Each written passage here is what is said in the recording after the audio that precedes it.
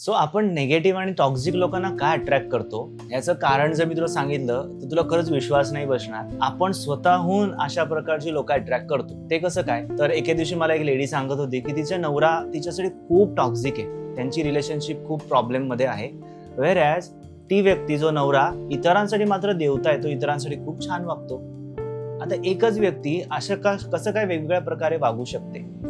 It is just because आपल्या ऑरामध्ये असणारी जर निगेटिव्हिटी जास्त असेल तर समोरच्या व्यक्तीला काहीही झालं तरी आपल्याशी निगेटिव्हच वागावं लागेल. पण हेच आपला ऑरा पॉझिटिव्हिटीने भरलेला असेल तर डेफिनेटली आपण पॉझिटिव्ह आणि हेल्दी लोकांना, अशा रिलेशनशिप्सना अट्रॅक्ट करू शकतो.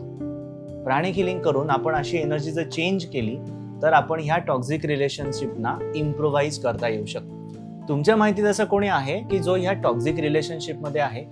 तर त्याच्याबरोबर हे रील नक्की शेअर करा.